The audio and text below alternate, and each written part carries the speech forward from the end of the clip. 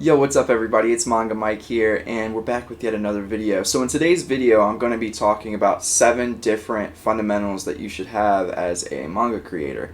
Now, I do want to note before we get into the content of the video, these 7 fundamentals are just for art. So if you're looking for like writing tips and things of that nature, I do have a whole bunch of other videos on that. But today's video is just going to be focusing on the artistic side of creating a manga. Alright, let's get started. Alright everyone, so I'm going to give you the list of the 7 fundamentals that you should start with, and then I'm going to go through each one individually. So the first one is drawing shapes and forms, the second one is gesture drawing, third, perspective, fourth, anatomy, fifth, clothing, sixth, colors and lighting, and then 7, environments. So I didn't do an entire environment in this video. It just would have taken a really long time. I'll probably do a separate video later on down the line of doing environments. So let's get started. As you see here, I think that this particular skill is something that people kind of don't do because it's not exactly exciting, right? And that's drawing forms. But there's a lot of benefits to being able to draw forms. They're the building blocks of anything that you're going to create, and they also set the foundation for the other skills on this list, which is why it's first. So, for example, it's going to impact your ability to draw things foreshortened. It's going to have implications on shading. It's going to have some implications on how you draw clothing folds. It's going to help you with drawing specific shapes and stuff in perspective, and it's also going to help you with composing a scene. So all of those things are extraordinarily important to think about as you are, drawing forms and things of that nature. And this is something that you can just kind of shut your brain off and practice, while you're in front of the TV and you just sit there and draw some cubes and things of that nature. It doesn't necessarily have to, you don't have to go out of your way to just sit and practice this for hours and hours at a time. Now, if you are a beginner, I would recommend spending a decent amount of time practicing this every day. Like, spend like maybe 20 minutes or so trying to just do these kinds of things with the forms in your imagination, like twisting them, creating these like slightly more obscure forms and things of that nature, because it will help you. Alright, so the next thing that you're going to want to know how to do is gesture drawing. So gesture drawing is something that you should practice after you've gotten the hang of it. You should practice it at least a couple of times a week. Now, there's different forms of gesture drawing, and I do have a video on that as well, so please go to that video if you need to like understand a little bit better what gesture drawing is and like what the durations are that you could use and things of that nature. But the general sense of gesture drawing is you want to be able to get as much information on the page about the pose that you're looking at as possible in as short of a time as possible. So one of the things that you want to look at is like the line of action, which I actually don't do a very good job of, and in my examples that you're seeing right now, I don't really do a great job of having like the one continuous line that goes through the entirety of the pose. But that's one thing that you want to look at. The other things that you want to look at are like the balance of the pose that you're looking at, and things of that nature. So what is gesture drawing going to impact in your comic? So it's going to impact your ability to draw characters with dynamism. It's going to help you with your proportions. It's going to help you with character design, because all of the things I just talked about, dynamism and proportions, are going to obviously go into your character design. And then it's going to also help you with balancing your characters, which I was just talking about a second ago. So I do want to go back into character design implications just a little bit, because one thing that I think people overlook with their characters as they are creating them is they don't necessarily match the character's mood with their pose or their body language throughout the comic. And when you don't do that, then your characters on the page, they feel kind of stiff and lifeless, right? There is a lot of like body language that people have as they're talking, or just how they carry themselves in general throughout a particular day, that's going to show that this person isn't just a drawing that you're creating, but rather it's an actual character that could be possibly seen in your everyday life, besides maybe like the magic and the physique and the things of that nature, right? You want to make them feel realistic, and gesture drawing is a great way to kind of do that.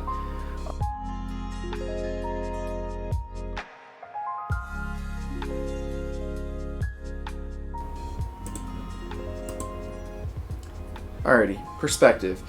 So perspective is really, really, really important for a manga artist for a few reasons. Before I get into those reasons, though, I do want to say the only real perspective point things that you really want to understand are 1 point, 2 point, and 3 point.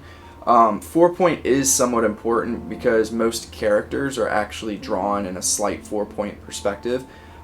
Even if we don't really realize we're doing it, that's actually what's happening. So that is also important. So the other thing that's really cool about perspective is that even though it might look intimidating, after you get it down, it's actually very easy, right? It's one of those things that if you just do it a few times, typically you'll remember it and it'll be in your memory forever, which is great because it's pretty much that simple. But that also makes it even more easy to see when it's missing in your pieces, right? Or it's done incorrectly. So that's one thing that you want to think about. So what's perspective good for? So it's the foundation of your environments. So for instance, if you want to draw a cityscape within your manga, which most mangas are going to have a cityscape at some point, you're going to want to know how to do perspective pretty well. And then if you even in other things like specific like rock structures and things like that, perspective is good to understand. It'll help you provide that depth within your drawing that you're looking for when you're drawing specific scenes. The next thing is like structure. So if you're drawing your forms like in the first one that I talked about, first point, and you're finding that your forms are really flimsy, perspective will help you structure those forms a little bit better. Foreshortening. So people love foreshortening. It looks great. If you don't understand perspective, you're not going to be able to foreshorten the body properly. So that's another thing that's super important. And then finally, dynamism in a scene. So this kind of goes with the last point, but in order to make a scene really dynamic looking, you have to be able to provide the depth.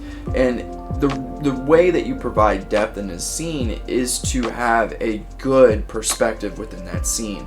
So for instance, if you're trying to draw, if you're trying to draw two characters in a scene and one is in the foreground and one is in the background, you're going to want to know, at least have like a roundabout idea of the perspective of that scene so that you can make the characters look right in comparison to one another. Because if you mess it up, your one character that's supposed to be huge could look actually kind of tiny in comparison to a smaller character, right? So that's something that you want to think about with perspective as well, and that's also why perspective is so important within your comics. Alrighty, so anatomy is extraordinarily important. After you get the things down from, the first three things down, perspective, drawing forms, and gesture drawing, anatomy is what should come next.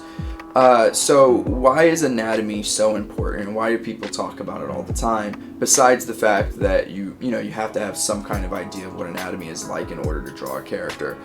I would argue that expression and accuracy equals representation of realism, which equals good art. I'm not saying that realistic art is better than cartoony art. That's not my point. My point is if you want to draw, for instance, an extreme close-up on a character, and you have to provide, you have to render and provide details of the face, but you don't understand the structure and anatomy of the face, you're just going to be kind of making up details, right? And the same is true, like if you want to show that, a character's gone through a transformation or something like that, and their musculature has grown, or they've become more ripped or something like that, it's important to be able to know, okay, the muscles, like the bicep muscle attaches here and here, it goes underneath of the pectoralis major, the deltoid's actually one of the bigger muscles in the arm, so being able to draw that very large and having the connection points and the striations in the arm, all those things are super important. So that's what's going to help your expression of accuracy within your drawings and help you render things. Knowing anatomy is also great for dynamism. Pretty much the same point from the perspective part. It's going to help you with details like I've been mentioning, stylistic choices, so being able to say, oh, I'm going to omit this thing and draw these other things. And then finally, imaginative drawing. The more anatomy that you know, the better you'll be able to draw from imagination, because you'll be able to say, oh, my forms are in these particular spots, and these are how, or this is how the muscle, for instance, for the abdominals attaches from the chest to the pelvis region. So all of those things are super important, and anatomy, in my opinion, is probably the most important one that you want to really get down in order to be able to draw characters well. So the next one is clothing. So clothing is important for 4 different reasons. The first one is secondary action. To quickly explain that, it's the reactive nature of clothing. So like if, for instance, your character is standing still, right, and the wind is blowing in one direction, the way that her hair is going to flow in the direction of the wind is a secondary action. And the same thing happens with clothing, right? You punch forward, your sleeves go backwards. So that goes into my next point, which is dynamism. Being able to understand clothing, physics and things of that nature are going to help your characters look more dynamic in a scene. If not, you're going to have these very static looking scenes with the clothing being very stiff, and clothing is really awesome in providing extra details. The next one is realism. So being able to draw folds and things of that nature and understanding the physics of folds is great, because it's going to help show the form and the overall structure of your characters better. So that's going to equal better art. And then finally is character design. If you can't draw clothes, you can't really design your characters unless all of your characters are going to be, in the nude, which can't really do that too much, at least. So yeah, that's like kind of the 4 points on clothing. The next thing is colors and lighting. So colors and lighting and environments, which is the final point. These 2 things are stuff that I'm still really grappling with myself, but they are extraordinarily important.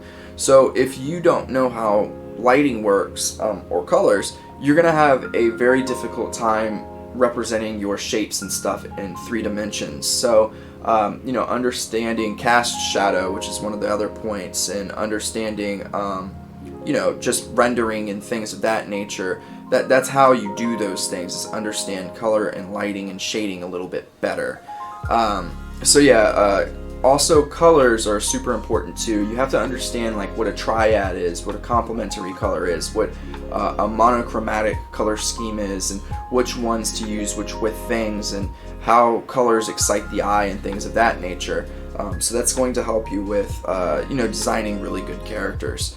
And then finally, I think I mentioned this in the beginning of the video, but I didn't do an entire environment, but environments are really important, and they should be the last thing that you kind of look at while you're doing your fundamentals, because environments are, I don't want to make it seem like environments aren't important, because they're extraordinarily important for a lot of reasons, but if you can't draw characters, it doesn't matter really if you can draw environments that look good in your manga, unless you just have a manga about like people snapping pictures of certain things or something like that. But environments are important for placing your characters in settings.